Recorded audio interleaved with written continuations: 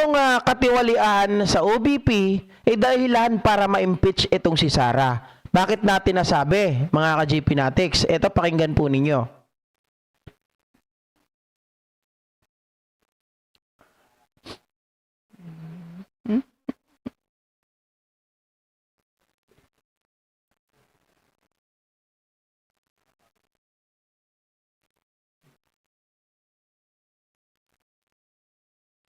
Ito. Ang chairperson po mismo ng House Committee on Good Government and Public Accountability, si Representative Joel Chua ng 3rd District ng Manila. Congressman Joel, maraming salamat po. Good morning. Good morning, Peter and Rica, at sa lahat ng inyong tagapakinig. Good morning, Congressman. Thank you for joining again. Salamat po, Congressman Joel. Kami po ay nanonood talaga ni Rica ng inyong mga hearings, ano po? At alam namin na kung gaano kaseryoso nyo na kinokonduct itong hearings na ito. Of course, it's very sad na wala talaga nag-attend mula sa OVP, Congressman Joel, ano? So, yun ba ang naging Teka lang. Sagutin ko lang to. Sabi niya, ni Odi Lenon, dapat wag impeachment kasi maharang sa Senado. Plunder case isampa sa ombudsman. Alam nyo, tama ka rin. Tama ka rin. Alam ko naman maharang yan sa Senado. Kasi hindi sila papabor kaysa, kumbaga, kakampihan pa rin nila. Nakita naman natin puro mga Duterte itong mga to eh. Kaya lang meron yan sa kanilang balik. May balik sa kanila yan na alam na natin na may mga katibayan na. 'Di ba? Nakalatag na lahat yung katibayan against Sara Duterte. Against malversation of funds. O ano pa? May kakaso sa kanya. Kumbaga, given na, nandyan na lahat, naka-open na eh. Open in public. Yung mga ebidensya na nagsasabi, nagtuturo na maraming nawawalang pera at hindi nagamit ng tama. Ngayon, kung hindi ang Senado ay hindi pa rin sila boboto to impeach Sara Duterte, may mali yun, may implikasyon sa kanila yun. May disadvantage para sa mga senador yun.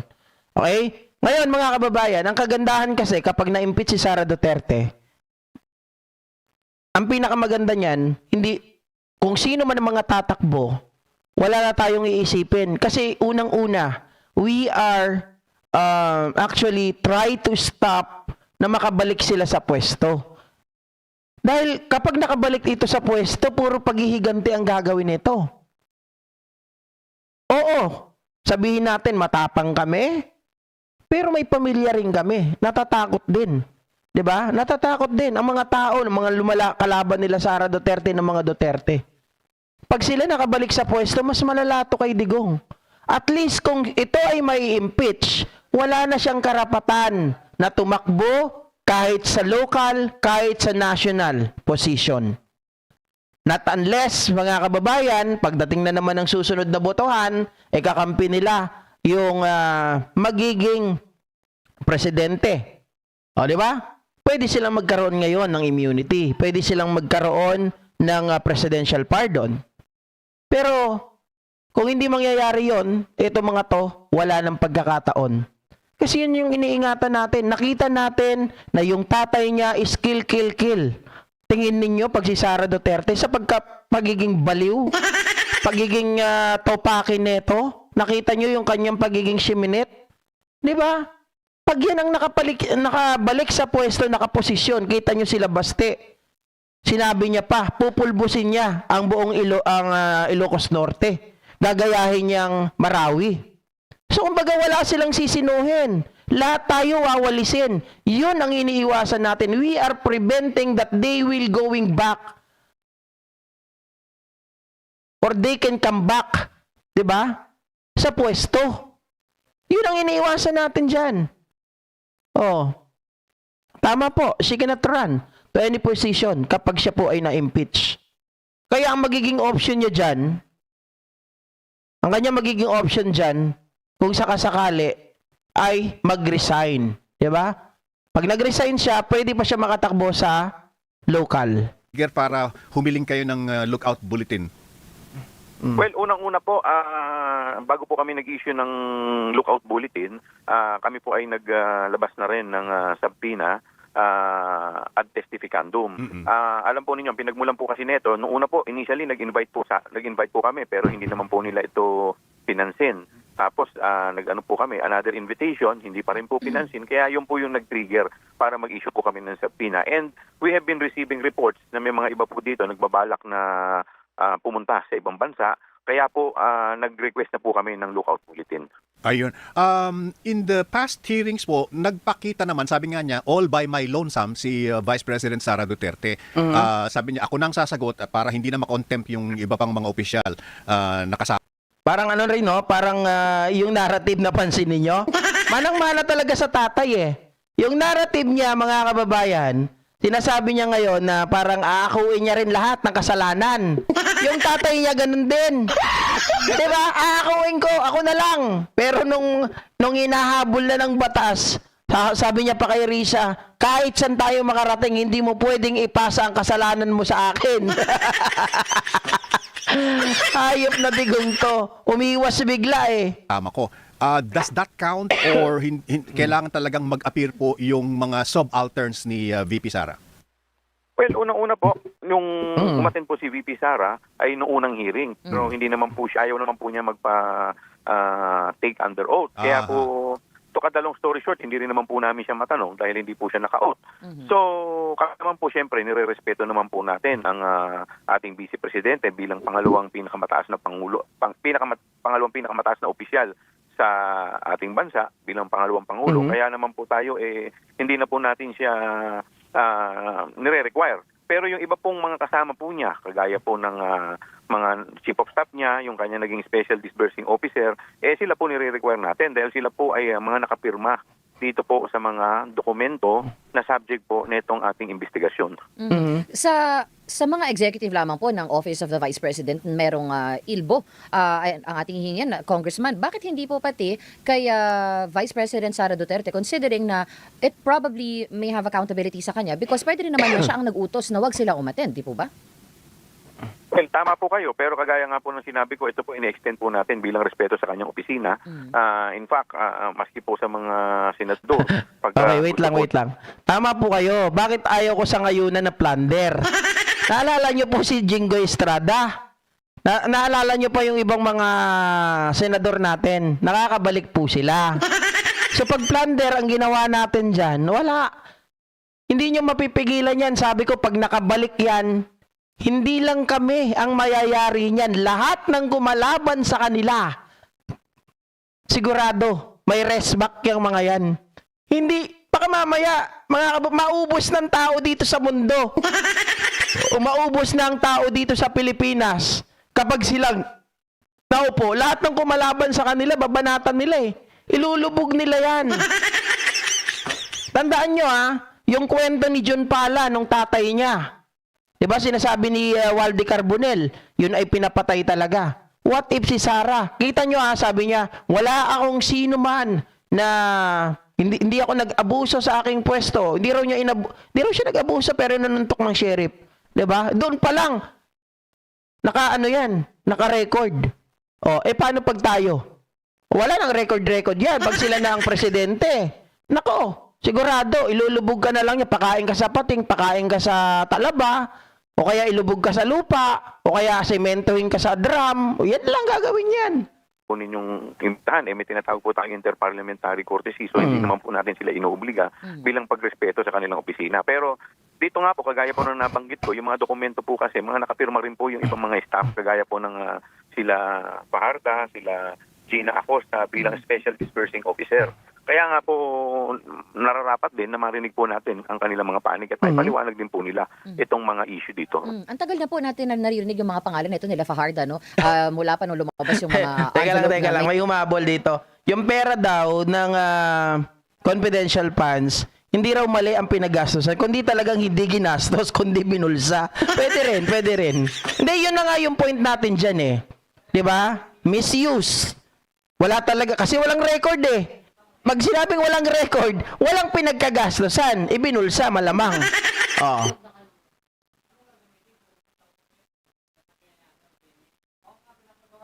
may pera mula sa OVP office, no?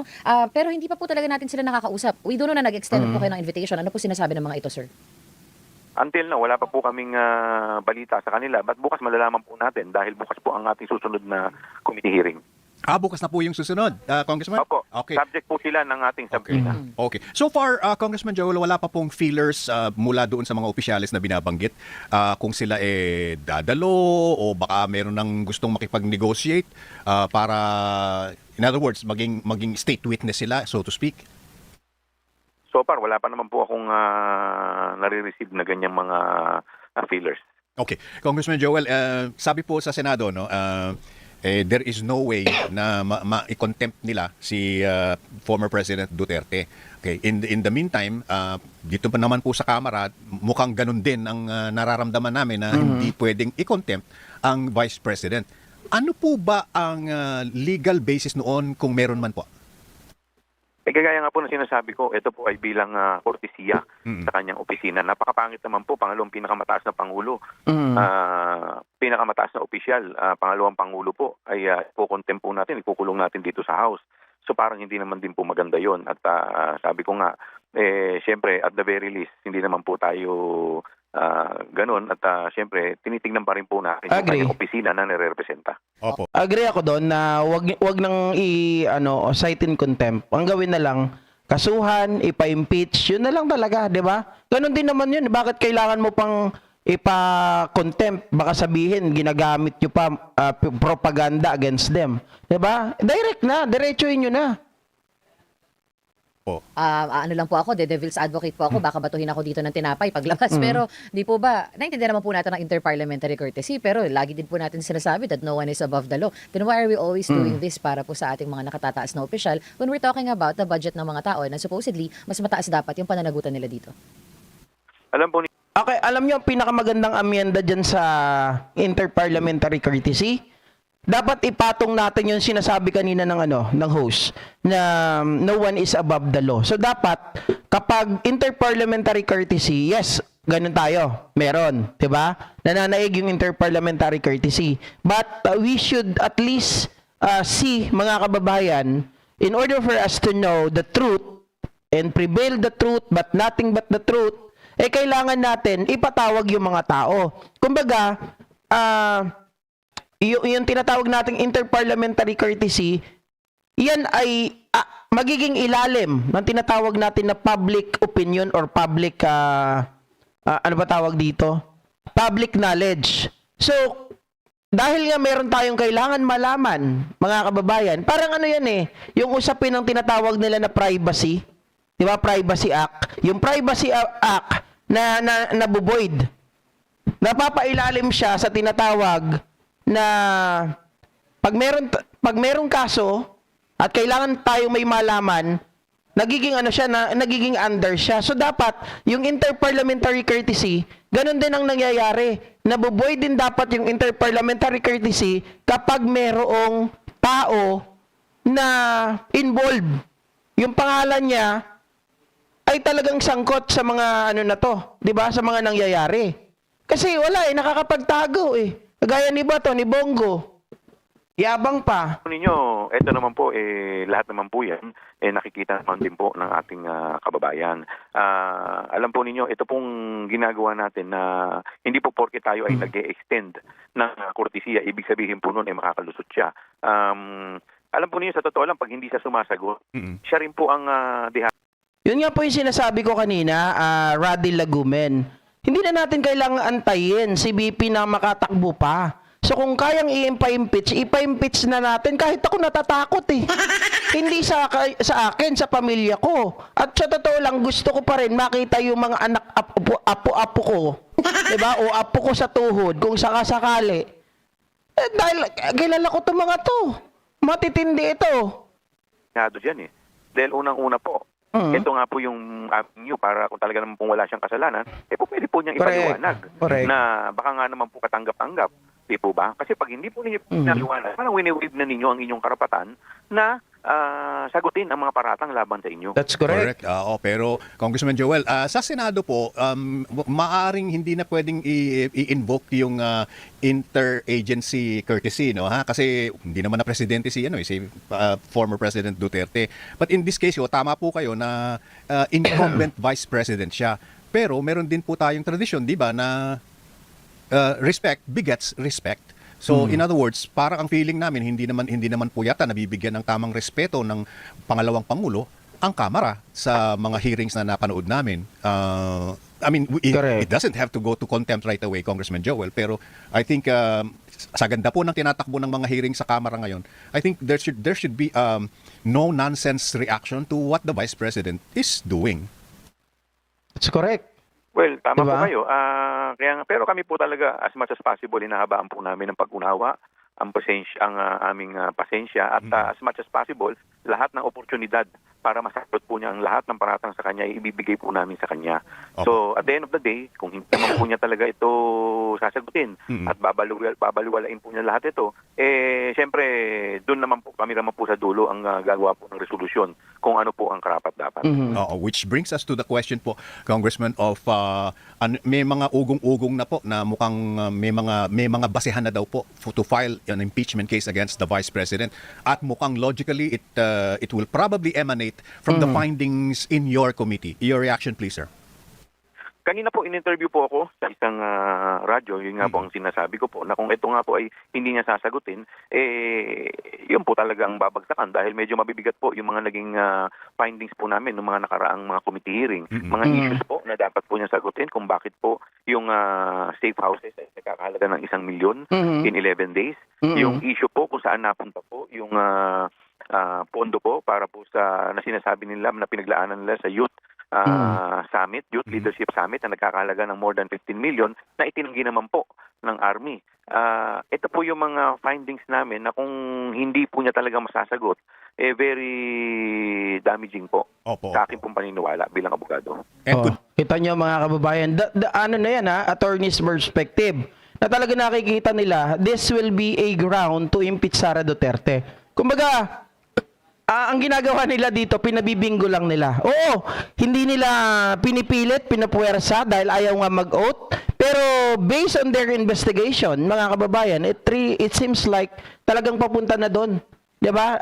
Nadagdagan nung nakaraan, nagkaroon ng hearing, tapos kahapon, mas nadagdagan, mas napagtibay, lalo na yung pinakita ko kanina sa inyo, may nawawala pang 10,490,000. In total yan, 612 million. Kanina, 10,490,000. In total, ang nawawala talaga na may problema, parang 612 million and so on. Diba? And some change.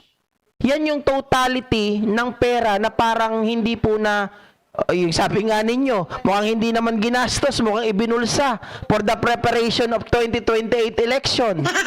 Di ba? Nabasa ko yan Hindi ko lang alam kung kaninong pangalan yon. Sinabi kanina.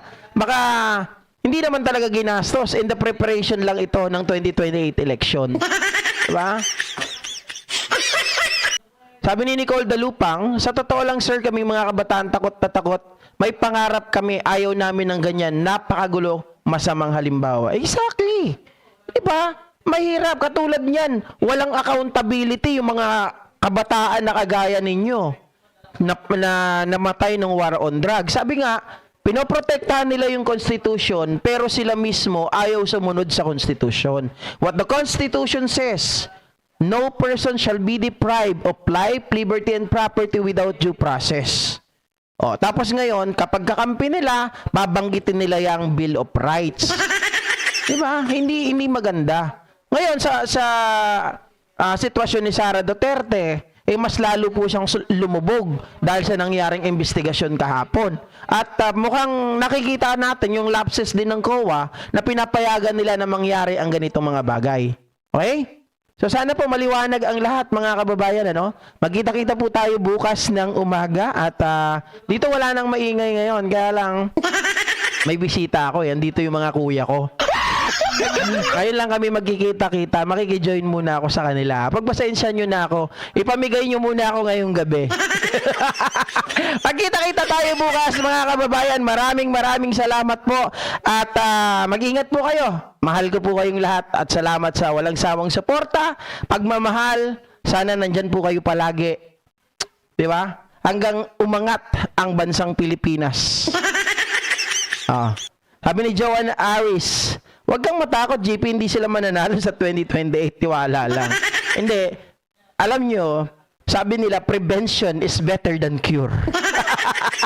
Mas magandang ma-impeach si Sara para sigurado wala nang kakaba-kaba. Kita mo, sa takot po nila kay Sara, sa mga Duterte, yung iba nagbabaliktaran.